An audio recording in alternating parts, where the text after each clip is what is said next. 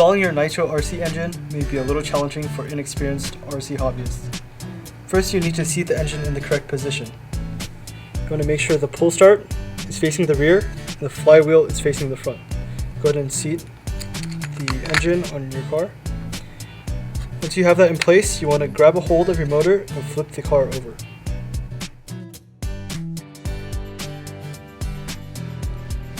After you flip over the car, you need to choose two screws. You want to choose two screws that are diagonally across from each other.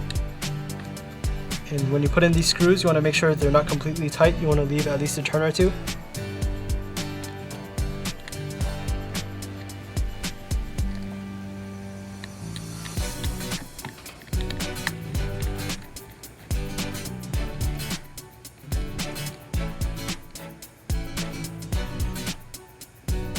The engine should be able to slide freely up and down like this. The reason why we're only putting in two screws right now is because we need to achieve a proper gear mesh later on. After you have this done, flip the car back over.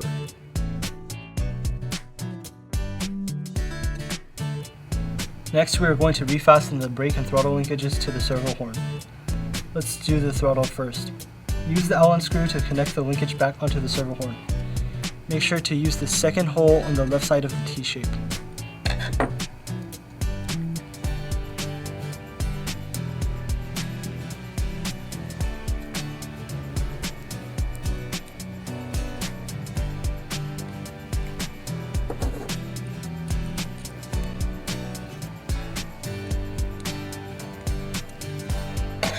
After that, you want to connect the linkage to the bottom hole of the carburetor assembly.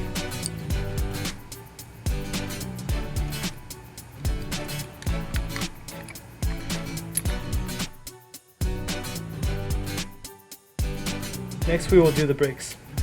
Hook the brake linkage onto the servo horn on the hole next to the throttle. Insert it by coming from the top and turning it 90 degrees at the bend.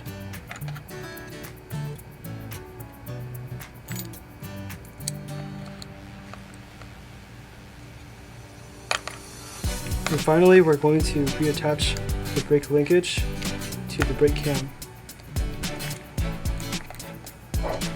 Then securing it by tightening the grub screw on top.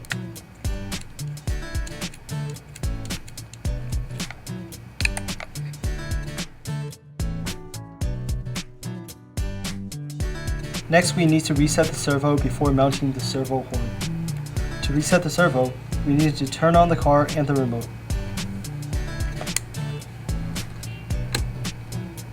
Please make sure your throttle trim is centered, and then try out your throttle and brakes. This should reset the servo to a neutral position.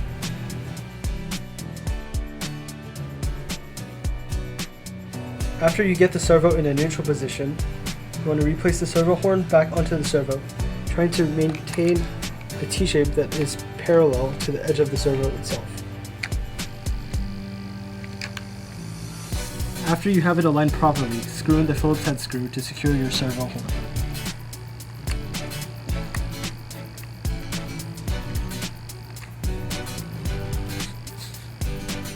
Make sure the silver colored stopper next to the Allen head screw are touching or as close as possible. If they aren't, you can adjust this by loosening the grub screw on top.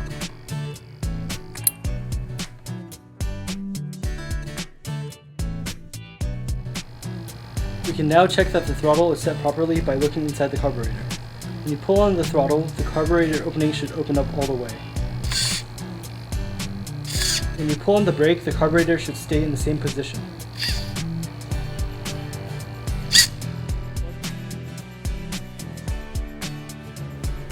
Once you have determined that everything is set properly, you need to achieve a proper gear mesh and finish mounting the motor using the 4 screws underneath the car.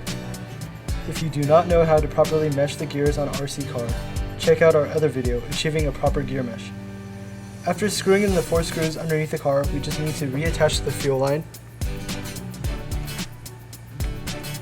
and the exhaust tube.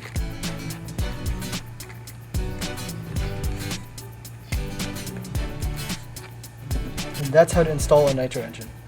So stay tuned guys for more instructional videos from Nitrorcx.